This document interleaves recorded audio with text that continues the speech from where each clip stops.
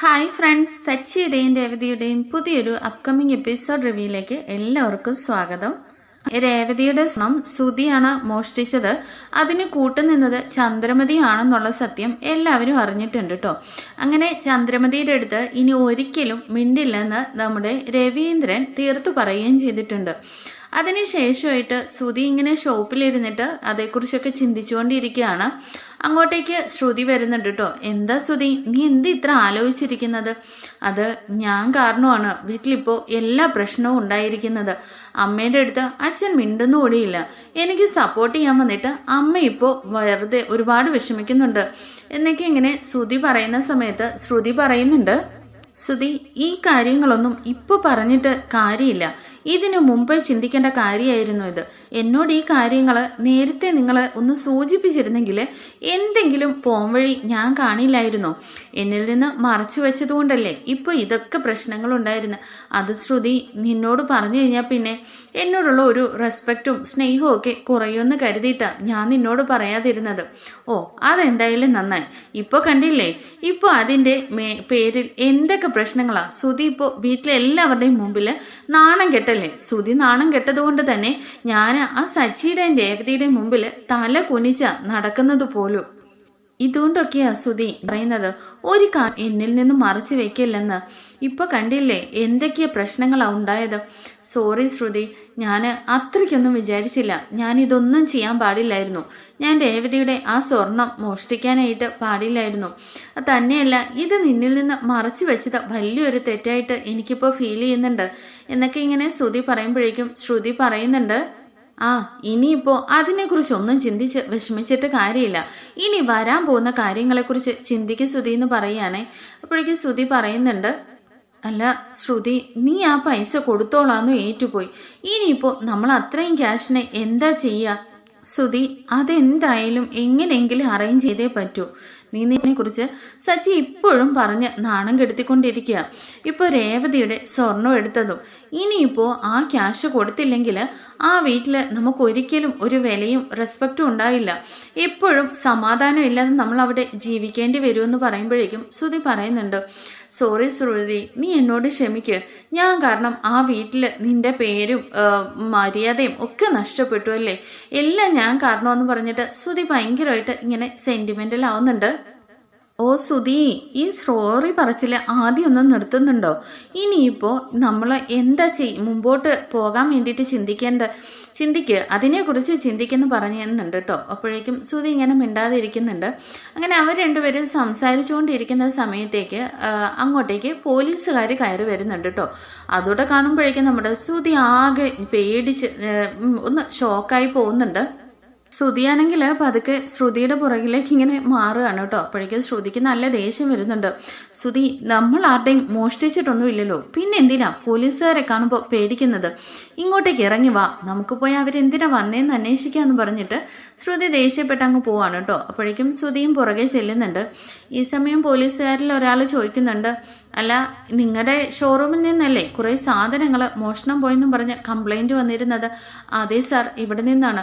എന്നിട്ട് എന്തായി, അത് വല്ലതും തിരിച്ചു കിട്ടിയോ? ആ പോലീസുകാർ എത്തിയിരിക്കുന്നത് ഒരു 2 പാർട്ടീസുമായിട്ടാണ് കേട്ടോ. അവരോട് വന്നിട്ട് പറയുന്നുണ്ട്, ദേ നിങ്ങളുടെ സാധനങ്ങളൊക്കെ മേടിച്ചവർ ഇവരാണ്. കുറച്ച് സാധനങ്ങളൊക്കെ ഇവരുടെ കയ്യിലുണ്ട്, അവർ തിരിച്ചു തരാൻ വേണ്ടിയിട്ടാണ് വന്നിരിക്കുന്നതെന്ന് പറയുമ്പോൾ നമ്മുടെ ശ്രുതിക്കും ഭയങ്കര സന്തോഷമാണ് കേട്ടോ. ഭയങ്കര എക്സൈറ്റ്മെൻറ്റിൽ ഇങ്ങനെ നിൽക്കുന്ന സമയത്ത് പോലീസുകാർ പറയുന്നുണ്ട്, ബട്ട് ഒരു കണ്ടീഷൻ ഉണ്ട്. ഇവർ നിങ്ങൾ സാധനം മേടിച്ച ആ പൈസ ഉണ്ടല്ലോ, ആ പൈസ നിങ്ങൾ കൊടുത്താൽ ഈ സാധനങ്ങൾ അവർ തിരിച്ചു തരുമെന്ന് പറയണേ. അപ്പോഴേക്കും ശ്രുതി പറയുന്നുണ്ട്, സാർ എന്തായി പറയുന്നത്? ആ സാധനങ്ങളൊക്കെ ഞങ്ങളുടെ ഷോപ്പിലുള്ളതാണ്. അതിപ്പോൾ ഞങ്ങളുടെ അടുത്തുനിന്ന് മോഷ്ടിച്ചു കൊണ്ടുപോയ സാധനങ്ങൾ ഇവർ മേടിച്ചതിന് ഞങ്ങൾ എന്ത് ചെയ്യാനാണെന്ന് ചോദിക്കാനേ. ഈ സമയം അയാൾ പറയുന്നുണ്ട്, അതെ, നിങ്ങൾ കൂടുതൽ ന്യായമൊന്നും പറയണ്ട. ഞങ്ങൾ ക്യാഷ് കൊടുത്തിട്ടാണ് ഈ സാധനങ്ങൾ വാങ്ങിയത്.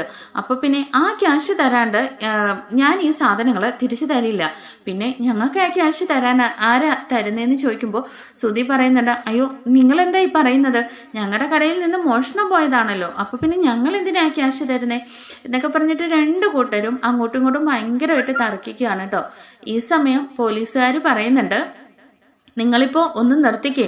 പിന്നെ ശ്രുതിയോടായിട്ട് പറയുന്നുണ്ട്, സർ നിങ്ങൾ എന്തായാലും നിങ്ങളുടെ ഷോറൂമിലെ ഈ ഫർണിച്ചറുകളും സാധനങ്ങളും ഒക്കെ ഇവർ തിരിച്ചു തരും. പക്ഷേ ഇവർക്ക് കുറഞ്ഞ വിലയിലാണ് ആ നിങ്ങളെ പറ്റിച്ചു കൊണ്ടുപോയവർ വിറ്റിരിക്കുന്നത്. ഏകദേശം ഈ സാധനങ്ങളുടെയൊക്കെ ഒരു പകുതി വിലയായിട്ടുണ്ടാവുള്ളൂ.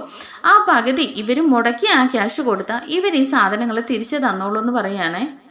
അങ്ങനെ ആ പോലീസുകാരൻ പറയുന്നുണ്ട്, എന്തായാലും നിങ്ങൾ സംസാരിച്ചൊരു ധാരണയിലെത്ത്, അതിന് വേണ്ടിയിട്ടാണ് ഇപ്പോൾ നിങ്ങളെ ഇങ്ങോട്ടേക്ക് കൂട്ടിക്കൊണ്ട് വന്നതെന്ന് പറയുകയാണേ. അപ്പോഴേക്കും ശ്രുതി ചോദിക്കുന്നുണ്ട്, അല്ല നിങ്ങൾ എത്ര ക്യാഷ് കൊടുത്തിട്ടാണ് ഇതൊക്കെ മേടിച്ചതെന്ന് ചോദിക്കുമ്പോൾ ആൾ പറയുന്നുണ്ട്, ഏകദേശം ഒരു 1,00,000 രൂപ അടുത്തായിട്ടുണ്ട്.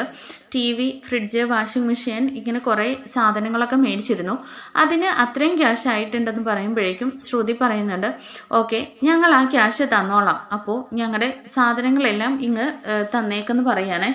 അപ്പോഴേക്കും ശ്രുതിയാണെങ്കിൽ പുറകിൽ നിന്ന് പറയുന്നുണ്ട്, ശ്രുതി നമ്മളിപ്പോൾ ആ ക്യാഷിന് ഇപ്പോൾ എവിടെ പോവും, നമ്മൾ എങ്ങനെ തിരിച്ചു കൊടുക്കും, നീ എന്താ പറയുന്നതെന്നൊക്കെ ചോദിക്കുന്നുണ്ടെങ്കിലും ശ്രുതി അതൊന്നും മൈൻഡ് ചെയ്യുന്നില്ല കേട്ടോ. എന്നിട്ട് ശ്രുതി അവരോട് പറയുന്നുണ്ട്, ഞങ്ങൾ ഉടനെ തന്നെ ക്യാഷ് റെഡിയാക്കി തരാം, ഞങ്ങളുടെ സാധനങ്ങൾ അപ്പോൾ തിരിച്ചു തന്നാൽ മതിയെന്ന്. അപ്പോൾ പോലീസുകാരൻ പറയുന്നുണ്ട്, ശരി നിങ്ങളിപ്പോൾ ഒരു ധാരണയിലായ സ്ഥിതിക്ക് പോലീസ് സ്റ്റേഷനിൽ വന്ന് ഒരു സൈൻ ചെയ്തോളൂ, ഇപ്പോൾ ഈ പ്രശ്നത്തിന് ഒരു പരിഹാരമായില്ലേ, എന്നാൽ ഞങ്ങൾ ഇറങ്ങട്ടെ എന്ന് പറഞ്ഞിട്ട് ആ വന്ന ആളെയും കൂട്ടിയിട്ട് പോലീസുകാർ അവിടെ നിന്ന് പോകുന്നുണ്ട്. അവർ പോയതിന് ശേഷം ശ്രുതി ചോദിക്കുന്നുണ്ട്, ശ്രുതി നീ എന്ത് കണ്ടിട്ടാ ഈ പറയുന്നത്, നമ്മളിപ്പോൾ എവിടെ നിന്നാണ് ക്യാഷ് അറേഞ്ച് ചെയ്യാമെന്ന് ചോദിക്കുമ്പോൾ ശ്രുതി പറയുന്നുണ്ട്, ശ്രുതി നീലിമ തന്നതിൽ നിന്ന് ഒരു 3,00,000 രൂപ ബാലൻസ് ഇരിപ്പില്ലേ, അതിൽ നിന്ന് നമുക്ക് 1,00,000 രൂപ ഇവർക്കും കൊടുക്കാം, ബാക്കി 2,00,000 രൂപ സച്ചിക്കും കൊടുത്ത് ആ കാര്യവും സോൾവ് ചെയ്യാമെന്ന് പറയുകയാണ്. അപ്പോൾ അത് നമ്മൾ എമർജൻസിക്ക് വേണ്ടിയിട്ട് വെച്ചിരിക്കുന്നതല്ലേ, അതൊന്നും സാരമില്ല ശ്രുതി, ഇപ്പോഴത്തെ കാര്യങ്ങൾ നടക്കട്ടെ എന്ന് പറഞ്ഞിട്ട് അവരവിടെ നിന്ന് സംസാരിക്കുന്നത് സ്റ്റാഫെല്ലാം കേട്ടുകൊണ്ടിരിക്കുകയാണ് കേട്ടോ. അപ്പോഴേക്കും ശ്രുതിയും അവിടെ നിന്ന് അങ്ങ് മാറിപ്പോകുന്നുണ്ട്. അപ്പോൾ സ്റ്റാഫുകൾ തമ്മിൽ നിന്ന് പരസ്പരം സംസാരിക്കുന്നുണ്ട്, ഇയാൾ എന്തൊരു മനുഷ്യനാണ്, സ്വന്തം കടയിലെ സാധനങ്ങൾ വീണ്ടും പൈസ കൊടുത്തിട്ട് മേടിക്കുന്നു. അപ്പോഴേക്കും മറ്റൊരു സ്റ്റാഫ് പറയുന്നുണ്ട്, അതെ ഇയാൾ എന്തൊരു പൊട്ടനല്ലേ, അങ്ങനെയാണെങ്കിൽ പിന്നെ നമുക്ക് ഈ കടയിൽ നിന്നേ കുറച്ച് സാധനങ്ങളൊക്കെ എടുത്തങ്ങ് വിറ്റിട്ട് ക്യാഷ് ആക്കാം, അയാൾ ഒന്നും അറിയാൻ പോകുന്നില്ലെന്ന് പറയണേ. അപ്പോഴേക്കും മറ്റൊരാൾ പറയുന്നുണ്ട്, അതെ നമ്മളെന്തിനാ പുറത്ത് വിൽക്കാൻ പോകുന്നത്, ആ സാധനങ്ങൾ അയാൾക്ക് തന്നെ വിറ്റാൽ അയാൾ ക്യാഷ് തരുമല്ലോ, അയാൾ ഒരു മണ്ടനാന്നൊക്കെ പറഞ്ഞിട്ട് ശ്രുതിയെ കളിയാക്കിയിട്ട് സ്റ്റാഫുകളൊക്കെ ഇങ്ങനെ കൂടി നിന്ന് ചിരിക്കുന്നുണ്ട്. പിന്നീടായിട്ട് കാണിക്കുന്നത് വീട്ടിലാണ് കേട്ടോ. ഈ സമയം രവിയാണെങ്കിൽ പഴയ പുസ്തകങ്ങളൊക്കെ ഇങ്ങനെ പൊടി തട്ടി ഇങ്ങനെ എല്ലാം തൂത്ത് വൃത്തിയാക്കിക്കൊണ്ടിരിക്കുകയാണ്. ഈ സമയം പൊടിയടിച്ചിട്ട് ഭയങ്കരമായിട്ട് കുത്തി ചുമയ്ക്കുന്നുണ്ട് കേട്ടോ. രവിയാണെങ്കിൽ കുത്തി ചുമയ്ക്കുന്ന സമയത്ത് ചന്ദ്രയാണെങ്കിൽ പെട്ടെന്ന് ഒരു ഗ്ലാസ് വെള്ളം എടുത്തുകൊണ്ട് അങ്ങോട്ടേക്ക് ഓടി വരുന്നുണ്ട്. ഈ സമയം സച്ചി എന്തു പറ്റി വെച്ചാന്ന് ചോദിച്ചുകൊണ്ട് അങ്ങോട്ടേക്ക് വരുന്നുണ്ടല്ലോ. അപ്പോൾ രവി ഭയങ്കരമായിട്ട് ഇങ്ങനെ നിർത്താതെ ചുമച്ചുകൊണ്ടിരിക്കുന്നുണ്ടെങ്കിലും ചന്ദ്ര വെള്ളം നീട്ടുന്നൊന്നും അത് മേടിച്ചു കുടിക്കുന്നില്ല കേട്ടോ. അച്ഛൻ വെള്ളം കുടിക്കുന്ന സച്ചി പറയുന്നുണ്ടെങ്കിലും രവി അവിടെ മാറിപ്പോയിരിക്കുകയാണ് കേട്ടോ. അതിനുശേഷം കുറച്ച് വെള്ളം തന്നെ രവി പോയി ഇച്ചിരി ചുമ കുറഞ്ഞതിന് ശേഷം എടുത്തു കുടിക്കുകയാണ് ചെയ്യുന്നത്. ഈ സമയം രേവതിയാണെങ്കിൽ ടെറസിൻ്റെ മണ്ടയിൽ തുണി വിരിച്ചിട്ടിരുന്നതൊക്കെ പെറുക്കിക്കൊണ്ട് പെട്ടെന്ന് തന്നെ രവിയുടെ ചുമ കേട്ടോണ്ട് എന്താ ചൂടുവെള്ളം വേണമെന്ന് ചോദിച്ചുകൊണ്ട് ധൃതി വെച്ച് ഇറങ്ങി വരുന്നുണ്ട്. ചന്ദ്രമതിയാണെങ്കിൽ ഭയങ്കര ആയിട്ട് സങ്കടപ്പെട്ട അവിടെ നിന്ന് അങ്ങ് തിരിച്ചു പോവാണ് കേട്ടോ. അങ്ങനെ രവി അവിടെ പോയി ഇരിക്കുന്ന സമയത്ത് സച്ചിയുടെ അടുത്ത് വന്നിട്ട് രേവതി ചോദിക്കുന്നുണ്ട്, എന്താ സച്ചിയുടെ സംഭവിച്ചത്. അപ്പോൾ സച്ചി സംഭവിച്ച കാര്യങ്ങളൊക്കെ പറയുമ്പോഴേക്കും അമ്മ വെള്ളമായിട്ട് വന്നിരുന്നു, അത് അച്ഛൻ മേടിച്ചില്ല എന്നൊക്കെ പറയുമ്പോൾ രേവതിക്ക് ഭയങ്കര സങ്കടമൊക്കെ ആവുന്നുണ്ട് കേട്ടോ. അയ്യോ അച്ഛൻ എന്താ ഇങ്ങനെ, എന്നാലും അത് ഭയങ്കര മോശമായി പോയില്ലേന്ന് രേവതി ചോദിക്കുന്ന സമയത്ത് സച്ചി പറയുന്നുണ്ട്, അല്ല രേവതി അച്ഛൻ ഒരിക്കലും ഇങ്ങനെയൊന്നും പെരുമാറിയിട്ടില്ല, ഇപ്പോൾ അച്ഛൻ്റെ ദേഷ്യമൊന്ന് കുറയട്ടെ. സച്ചിയേട്ടാ ഇതിനെന്തെങ്കിലും നമ്മളൊരു പോംവഴി കണ്ടെത്തണ്ടെന്ന് ചോദിക്കുമ്പോൾ എനിക്കിപ്പോൾ ഒരു ഐഡിയയും തോന്നുന്നില്ല രേവതി, എന്തായാലും തൽക്കാലം അച്ഛൻ്റെ ദേഷ്യം ഒരല്പം കുറഞ്ഞിട്ട് നമുക്ക് എന്തെങ്കിലും ചെയ്യാമെന്ന് പറയുന്നുണ്ട് കേട്ടോ. ഈ സമയം ശ്രുതിയും കൂടി ഷോപ്പിൽ നിന്ന് കയറി വരുന്നുണ്ട്. ഇങ്ങനെ അവർ കയറി വരുമ്പോൾ രവിയാണെങ്കിൽ അവിടെ സോഫയിൽ ഇങ്ങനെ ഇരിക്കുകയാണ് കേട്ടോ. അപ്പോഴേക്കും ശ്രുതി വന്നിട്ട് ചോദിക്കുന്നുണ്ട്, അമ്മ എവിടെയെന്ന് ചോദിക്കുമ്പോൾ അത് എനിക്കറിയില്ല, എല്ലാ കാര്യങ്ങളും നിൻ്റെ അടുത്തല്ലേ അവൾ പറയാറുള്ളത്, പിന്നെ എല്ലാം നിങ്ങൾ രണ്ടുപേരും കൂടിയല്ലേ ഒപ്പിക്കുന്നതെന്ന് ചോദിച്ച് ശ്രുതിയോട് ദേഷ്യപ്പെടുന്നുണ്ട്.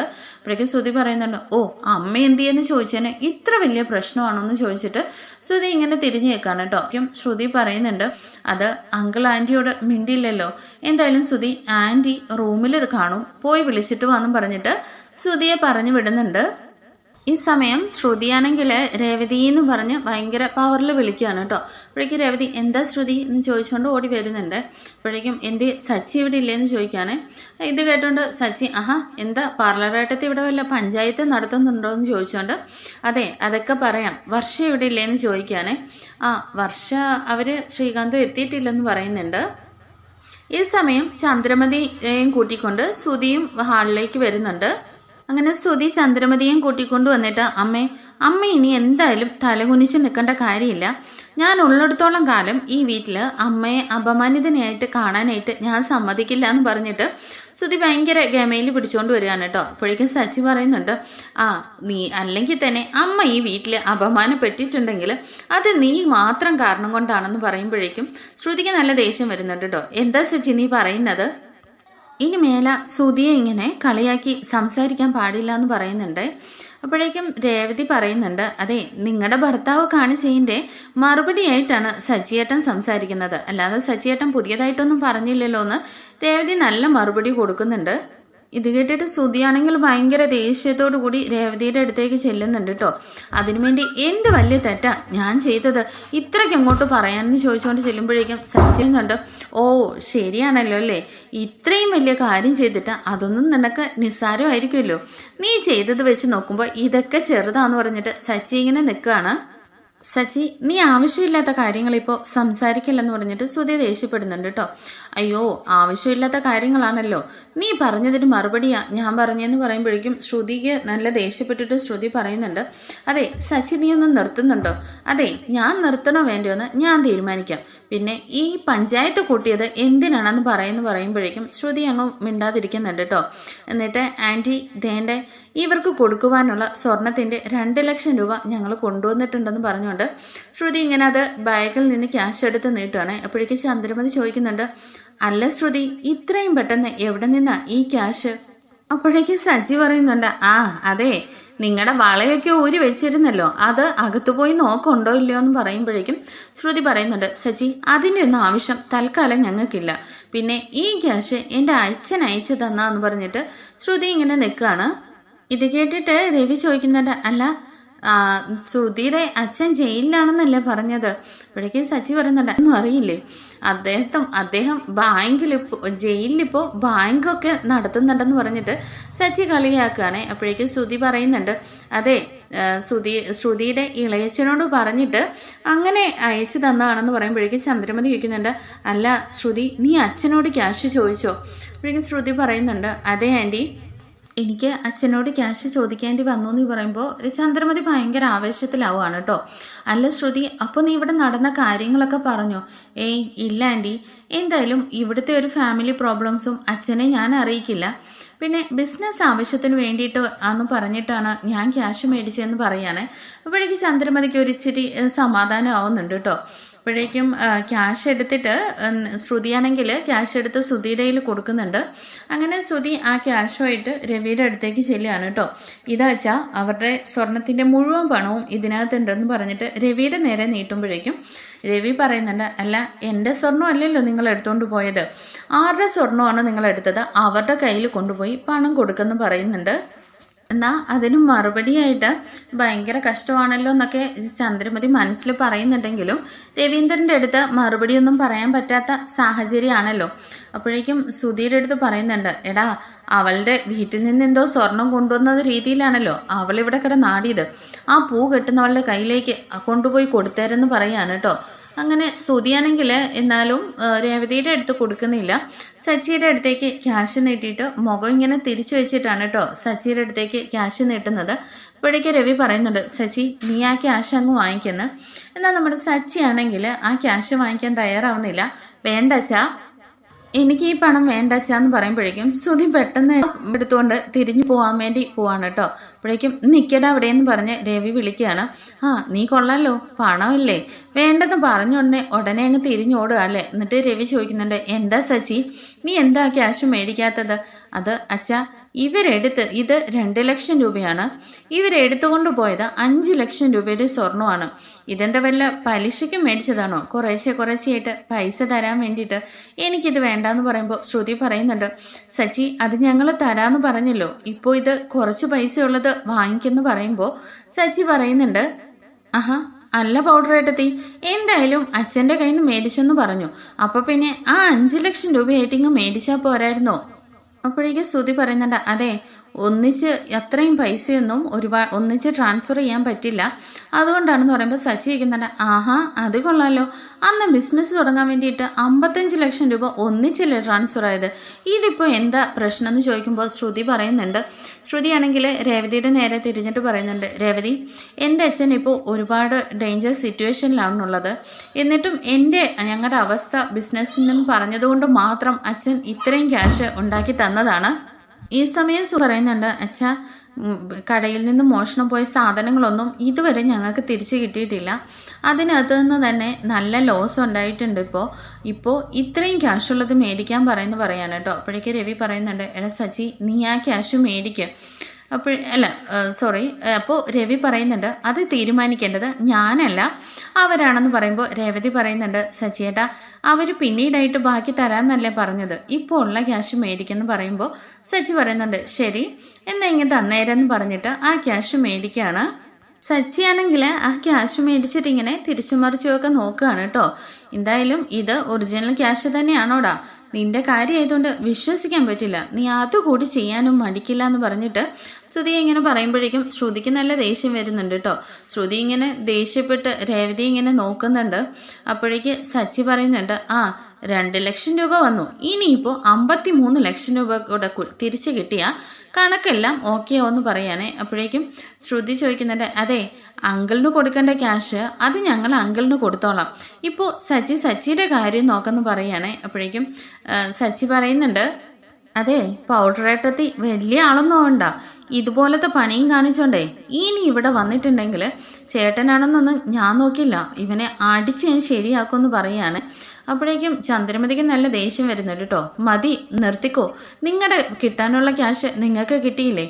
അപ്പോഴേക്കും സച്ചി പറയുന്നുണ്ട്, അതെങ്ങനെയാ അമ്മേ ശരിയാവുന്നത്, ഇത് കിട്ടാനുള്ളത് മുഴുവനും കിട്ടിയില്ലല്ലോ, അതെ അത് തരാന്നല്ലേ പറഞ്ഞത്. എന്നിട്ട് രേവതിയുടെ നേരെ ചെന്നിട്ട് പറയുന്നുണ്ട്, എടി നിന്റെ പൈസ ഇപ്പോൾ ഇതിന് വേണ്ടിയിട്ടല്ലേ നീ ഇത്രയും പ്രശ്നങ്ങൾ ഉണ്ടാക്കിയത്, അതിപ്പോൾ കയ്യിലേക്ക് അങ്ങ് കിട്ടിയില്ലേ? പിന്നെ നിന്നെപ്പോലെയൊന്നുമല്ല ശ്രുതി വലിയ വീട്ടിൽ നിന്ന് വന്നതാ. ശ്രുതിയുടെ അച്ഛനൊന്നും വിചാരിച്ചിരുന്നെങ്കിലേ ഇപ്പം തന്നെ ഈ 5 ലക്ഷം രൂപയും നിന്റെ മുഖത്തേക്ക് വലിച്ചെറിഞ്ഞേനെന്ന് പറയുമ്പോൾ രേവതി പറയുന്നുണ്ട്, അതെന്താമ്മേ ഒന്ന് വിചാരിക്കാൻ പറ, അപ്പോൾ പിന്നെ ഒന്നിച്ചിന്ന് വരുമല്ലോ. അതെ ഒരു ദിവസം വിചാരിക്കുക തന്നെ ചെയ്യും, അപ്പോൾ ആ ക്യാഷ് എടുത്തേ നിന്റെ മുഖത്തേക്ക് തന്നെ വലിച്ചെറിയുമെന്ന് ചന്ദ്രമതി പറയുന്നുണ്ട്. രവീന്ദ്രൻ അപ്പോഴേക്കും എഴുന്നേറ്റിട്ട് ശ്രുതിയുടെ നേരെ തിരിഞ്ഞ് പറയുന്നുണ്ട്, കണ്ടോ ശ്രുതി, ഇത്രയും തെറ്റ് ചെയ്തിട്ടും ഇവരാ തെറ്റ് ചെയ്തെന്ന് അംഗീകരിക്കാനുള്ള ഒരു മനസ്സ് കൂടിയില്ല, എന്നിട്ടും പാവം രേവതിമോടെ നേരെയാണ് ഒച്ചയിടുന്നത്. ഇങ്ങനെയുള്ളവരുടെ അടുത്തൊന്നും പറഞ്ഞിട്ടും കൂടി കാര്യമില്ല. അതെ നീ ഇവരെ ഒന്ന് സൂക്ഷിച്ചോണം, ആ പെറ്റ മോൻ്റെ കൂടെ നിന്നിട്ട് ഇവരെന്തൊക്കെയാണ് കാട്ടിക്കൂട്ടുന്നതെന്ന് പറയാൻ കഴിയില്ല. ഇവർ ചെയ്തതിന് ഇപ്പോൾ നീ നിൻ്റെ അച്ഛൻ്റെ കയ്യിൽ നിന്നാണ് ക്യാഷ് മേടിക്കേണ്ടത് വന്നത്. ഇവരുടെ ഒന്നും അടുത്ത് നിന്ന് സംസാരിക്കുന്ന പോയിട്ട് ഇവിടെ ഇരിക്കാൻ പോലും ഞാൻ ഇഷ്ടപ്പെടുന്നില്ല എന്ന് പറഞ്ഞ് രവി അവിടെ നിന്ന് എഴുന്നേറ്റ് പോവാണ്. അങ്ങനെ സച്ചിയാണെങ്കിൽ ആ ക്യാഷ് രേവതിയുടെ കൊടുത്തിട്ട് പറയുന്നുണ്ട്, രേവതി ഈ ക്യാഷ് നീ തന്നെ കൊണ്ടുപോയി പ്രത്യേകം സൂക്ഷിച്ച് വെച്ചോണം, ഇല്ലെങ്കിലേ ഇവർ തന്നെന്ന് പറഞ്ഞിട്ട് പുറകിൽ കൂടെ വന്നിട്ട് ഇവർ തന്നെ ആ ക്യാഷ് എടുത്തോണ്ട് പോയാലും അറിയില്ല, എന്തായാലും നീ ഒന്ന് കരുതിയിരുന്നോണമെന്ന് പറഞ്ഞിട്ട് സച്ചി രേവതിയുടെ കയ്യിൽ ക്യാഷ് കൊടുത്തിട്ട് അങ്ങ് കയറി പോവാണ് കേട്ടോ. പുറകെ നമ്മുടെ രേവതിയും പോകുന്നുണ്ട്. അതിനുശേഷമായിട്ട് ചന്ദ്രമതി ആണെങ്കിൽ ശ്രുതിയുടെ അടുത്ത് ചോദിക്കുന്നുണ്ട്, ശ്രുതി എന്തായാലും നീ അച്ഛൻ്റെ നിന്ന് ക്യാഷ് മേടിച്ചു, അപ്പോൾ പിന്നെ അവരുടെ ഫുള്ള് ക്യാഷ് അങ്ങ് മേടിച്ച് കൊടുക്കത്തില്ലായിരുന്നു, അത് ആൻറ്റി അത്രയും അക്കൗണ്ടിൽ ഇല്ലായിരുന്നല്ലോ എന്ന് പറയുമ്പോൾ ചന്ദ്ര എന്ത് അക്കൗണ്ടിൽ ഇല്ലായിരുന്നു? അല്ല ആൻറ്റി, അത് അച്ഛൻ്റെ അക്കൗണ്ട് ഇപ്പോൾ ഫ്രീസായിരിക്കുകയാണല്ലോ, അതാ ഞാൻ പറഞ്ഞേ. അപ്പോൾ ചന്ദ്രമതി പറയുന്നുണ്ട്, എന്തായാലും ഉടനെ തന്നെ നിങ്ങൾ ആ ബാക്കി ക്യാഷും കൂടി അറേഞ്ച് ചെയ്ത് കൊടുക്കുക. അല്ലെങ്കിൽ നമുക്ക് ഇവരുടെ മുമ്പിൽ തല ഉയർത്തി നടക്കാൻ പറ്റില്ല. പിന്നെ ആ വർഷം വരുമ്പോഴും ഈ കാര്യമൊന്ന് പറഞ്ഞു തരും കേട്ടോ. അവൾ എന്നെ നോക്കുന്നത് കണ്ടാൽ ഞാനെന്തോ കൊലക്കുറ്റം ചെയ്തതുപോലെയാണ്. എന്തായാലും ഇവൻ ഒറ്റ ഒരുത്തൻ കാരണമാണ് ഞാൻ ഇതെല്ലാം അനുഭവിക്കേണ്ടി വന്നെന്ന് പറഞ്ഞിട്ട് സുധീനെ പ്രാഗിക്കൊണ്ട് അവിടെ നിന്ന് ചന്ദ്രമതി അകത്തേക്ക് പോകുന്നുണ്ട്. ആണെങ്കിൽ ഇനി ശ്രുതി, നമ്മളിനി എന്താ ചെയ്യുക? നമ്മുടെ കയ്യിലുണ്ടായിരുന്ന 2 ലക്ഷം രൂപയും കൂടി തീർന്നില്ലേന്ന് ചോദിക്കുമ്പോൾ, അതെ, ഇതൊക്കെ ചെയ്തു കൂട്ടുന്നതിന് മുമ്പ് ആലോചിക്കണമായിരുന്നെന്ന് പറഞ്ഞിട്ട് ശ്രുതിയെ പിടിച്ചൊരു തള്ളും തള്ളിയിട്ട് ശ്രുതി റൂമിലേക്ക് കയറി പോവാണ് കേട്ടോ. പിന്നീടായിട്ട് കാണിക്കുന്നത് രാത്രിയായിട്ടുണ്ട്. രേവതിയാണെങ്കിൽ കിച്ചണിലെ പണിയൊക്കെ ചെയ്തുകൊണ്ടേ ഇരിക്കുകയാണ് കേട്ടോ. അവിടേക്ക് സച്ചി വന്നിട്ട് ചോദിക്കുന്നുണ്ട്, എന്താ രേവതി, നിന്റെ പണിയൊന്നും കഴിഞ്ഞില്ലേ? ദേ തീർന്നുകൊണ്ടിരിക്കുന്ന സച്ചിയേട്ട, കുറച്ച് പാത്രം കൂടി ഞാൻ ഇതൊന്ന് കഴുകി വെച്ചോട്ടെ എന്ന് പറഞ്ഞിട്ട് രേവതി ധൃതി വെച്ച് പാത്രമൊക്കെ കഴുകിക്കൊണ്ടിരിക്കുകയാണ് കേട്ടോ. എന്താ സച്ചിയേട്ട, സച്ചിയേട്ടന് നാളെ രാവിലെ എവിടെയെങ്കിലും ഓട്ടോ ഉണ്ടോ? ഏയ് അതല്ല രേവതി, നാളെ പോകണം, പക്ഷേ നമുക്ക് 2 പേർക്കും കൂടി ഒരുമിച്ച് പോകണം എന്ന് പറയുമ്പോൾ രേവതി നിന്ന് ചോദിക്കുന്നുണ്ട്, എവിടേക്കാണ് സച്ചിയേട്ടാ? അതെ, ഒരു കാര്യമുണ്ട്. ഇപ്പോൾ 2 ലക്ഷം രൂപ കിട്ടിയല്ലോ, ഇതിവിടെ വെച്ചുകൊണ്ടിരുന്ന ശരിയാവില്ല രേവതി. നാളെ തന്നെ നിനക്ക് പോയി എന്തെങ്കിലും ഒരു സ്വർണം മേടിക്കണം എന്ന് പറയുമ്പോൾ രേവതി പറയുന്നുണ്ട്, സച്ചിയേട്ടാ എനിക്ക് സ്വർണ്ണമൊന്നും വേണ്ട. അതെന്താ രേവതി നീ അങ്ങനെ പറഞ്ഞത്? ഓ, നമുക്ക് റൂം കെട്ടണമെന്നുള്ള ഒരു ശബ്ദം നിപ്പുണ്ടല്ലോ അല്ലേ? രേവതി ഇപ്പോൾ പറയുന്നുണ്ട്, അതല്ല സച്ചിയേട്ടാ, റൂം പണിയണമെന്നുള്ള കാര്യമൊക്കെ ശരി തന്നെയാണ്. പക്ഷേ ഇപ്പോൾ നമ്മൾ അന്ന് പറഞ്ഞിരുന്നില്ല സച്ചിയേട്ടാ, ഒരു കാറും കൂടി മേടിക്കണമെന്നുള്ള കാര്യം. അതാണ് ഇപ്പോൾ നമ്മൾ അത്യാവശ്യമായിട്ട് ചെയ്യേണ്ടതെന്ന് പറയണേ. അപ്പോൾ സച്ചി പറയുന്നുണ്ട്, ആ ശരിയാ രേവതി, അപ്പോൾ നമുക്ക് 2 കാറും ഓടിയിട്ട് നമുക്ക് റൂം പണിയാനുള്ള ക്യാഷ് കൂടുതലായിട്ട് സമ്പാദിക്കാമല്ലോ അല്ലേ? തന്നെയല്ല, നമ്മൾ 2 കാറും ഓടുന്ന കാണുമ്പോൾ അച്ഛനും ഒരുപാട് സന്തോഷമാവും. അത് സച്ചിയേട്ടാ, അച്ഛന് സന്തോഷമൊക്കെ ആവും, എന്നാലും അത്ര സന്തോഷമാവുമെന്ന് തോന്നുന്നില്ല. അതാ ഇപ്പോൾ അച്ഛൻ്റെ ഈ ഒരു നിലപാടിൽ എനിക്ക് തോന്നുന്നതെന്ന് പറയാനേ. അപ്പോഴേക്കും അതെന്താ രേവതി അങ്ങനെ പറയുന്നത്? സച്ചിയേട്ടനെ എന്താ ഒന്നും അറിയാത്ത പോലെ ചോദിക്കുന്നത്? ഇപ്പോഴത്തെ അച്ഛൻ്റെ അവസ്ഥ സച്ചിയേട്ടൻ കാണുന്നില്ലേ? സച്ചിയേട്ടാ, എന്തായാലും അമ്മയുടെ അച്ഛൻ്റെ ഈ ഒരു ഇത് കണ്ടിട്ട് എനിക്ക് ഒരുപാട് വിഷമമുണ്ട്. അച്ഛനാണെങ്കിൽ എല്ലാ കാര്യത്തിനും അമ്മേനെയാണ് വിളിച്ചുകൊണ്ടിരുന്നത്. എന്നാൽ ഇപ്പോൾ അമ്മയോട് ഒരു കാര്യവും ആവശ്യപ്പെടുന്നില്ല. അന്ന് ഭാമയാൻ്റി വന്നപ്പോൾ എല്ലാ പ്രശ്നവും കോംപ്രമൈസ് ആകുമെന്ന് വിചാരിച്ചിട്ടാണ് ഞാൻ സമാധാനിച്ചത്. എന്നാൽ അതിനുശേഷം പ്രശ്നം ഭയങ്കര രൂക്ഷമാവുകയാണ് ചെയ്തത്. അമ്മയാണെങ്കിൽ അന്ന് കുറച്ച് ഓവറായിട്ട് സംസാരിക്കുകയും ചെയ്തു എന്ന് പറയുമ്പോൾ സച്ചി പറയുന്നുണ്ട്, അത് തന്നെയാണ് വലിയ കാര്യം, അവരുടെ നാവ് വളരെ മോശമാണെന്ന് പറയണേ. അപ്പോഴേക്കും രേവതി പറയുന്നുണ്ട്, സച്ചിയേട്ടാ എന്തായാലും ഇതിങ്ങനെ വിട്ടാൽ ശരിയാവില്ലല്ലോ, നമുക്ക് അച്ഛനോട് ഒന്നും കൂടി സംസാരിച്ച് നോക്കിയാലോ? അത് രേവതി, അന്ന് നമ്മൾ സംസാരിച്ചപ്പോൾ അച്ഛൻ ചീത്ത പറഞ്ഞ് നമ്മളെ ഓടിച്ചതാണ്. സാരമില്ല, എന്തായാലും നമുക്കൊന്നും കൂടി സംസാരിച്ച് നോക്കാമെന്നും പറഞ്ഞിട്ട് രേവതിയും സച്ചിയും കൂടി രവിയുടെ അടുത്തേക്ക് പോകുന്നുണ്ട്. ഈ സമയം രവിയാണെങ്കിൽ ഹോളിൽ വന്നിട്ട് സോഫയിലേക്ക് കിടക്കാനായിട്ട് ഒരുങ്ങാണ് കേട്ടോ. അപ്പോഴേക്കും സച്ചി ഓടി വന്നിട്ട്, അച്ഛൻ എന്തായി കാണിക്കുന്നത്? അച്ഛൻ ഇവിടെയാണോ കിടക്കുന്നതെന്ന് ചോദിക്കുമ്പോൾ, നിങ്ങളെന്താ ഇവിടെയാണോ കിടക്കുന്നത്? എന്നാൽ ഞാൻ ടെറസിൻ്റെ മുകളിൽ പോയി കിടന്നോളാന്ന് രവി പറയാണ് കേട്ടോ.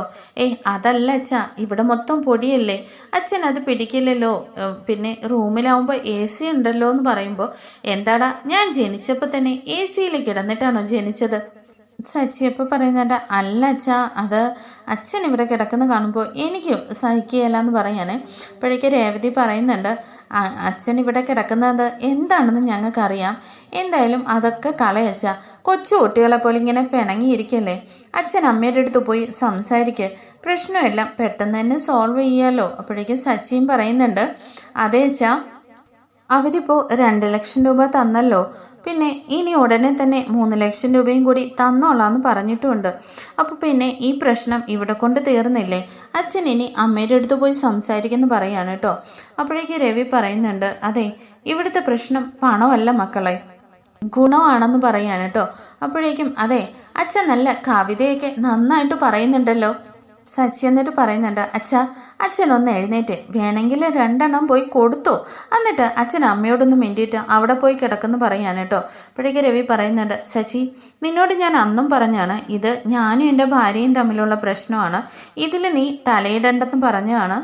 അപ്പോഴേക്കും സച്ചി പറയുന്നുണ്ട്, അച്ഛാ അത് നിങ്ങൾ ഭാര്യയും ഭർത്താവും എന്ത് വേണേലും അയക്കോ, ഇപ്പം അച്ഛൻ പോയി റൂമിൽ കിടക്കുന്നു പറയാം കേട്ടോ.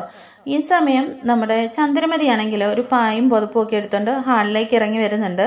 ഇത് കാണുമ്പോഴേക്കും രവി പറയുന്നുണ്ട്, അത് രേവതി, ഞാൻ കാരണം ആരും പുറത്ത് കിടക്കണ്ട, എനിക്കിവിടെ തണുപ്പായത് കാരണം ഞാനിവിടെ കിടക്കുന്നത്, അതുകൊണ്ട് ഞാൻ റൂമിൽ കിടക്കുന്നില്ല എന്ന് പറയുകയാണ്. അപ്പോഴേക്കും രേവതി ഇങ്ങനെ നോക്കുമ്പോഴേക്കും ചന്ദ്രമതി പറയുന്നുണ്ട്, എന്താടി നീ എന്തിനാ എന്നെ ഇങ്ങനെ നോക്കുന്നത്, ഞാൻ ഇനി ഇവിടെയും കിടക്കാൻ പാടില്ല, പുറത്തു പോയി കിടക്കണമെന്നാണോ നിൻ്റെയൊക്കെ ആഗ്രഹം എന്ന് ചോദിക്കുകയാണ്. അപ്പോൾ രേവതി പറയുന്നുണ്ട്, അമ്മ റൂമിൽ പോയി കിടന്നോളൂ, അച്ഛൻ അങ്ങോട്ടേക്ക് വന്നോളൂ എന്ന് പറയുകയാണ്. അപ്പോഴേക്കും അതൊന്നും സാരമില്ല, ഇനിയിപ്പോൾ ഞാൻ ഇവിടെ തന്നെ കിടന്നോളാം എന്ന് പറഞ്ഞിട്ട്, ഞാൻ കാരണം ആരും ബുദ്ധിമുട്ടുണ്ടാന്ന് പറഞ്ഞിട്ട് ചന്ദ്രമതിയും പുതപ്പൊക്കെ ഇങ്ങനെ പിടിച്ചുകൊണ്ട് അവിടെ തന്നെ നിൽക്കുകയാണ്. ഇതെല്ലാം കണ്ടിട്ട് എന്തു പറയണമെന്ന് പോലും അറിയാതെ സ്റ്റക്കായി നിൽക്കുകയാണ് നമ്മുടെ സച്ചിയും രേവതിയും കൂടിയിട്ട്. ഇനി എന്താണ് സംഭവിക്കുന്നതെന്ന് നമുക്ക് കാത്തിരുന്ന് കാണാം. അതുവരേക്കും താങ്ക് യു ഫോർ വാച്ചിങ്.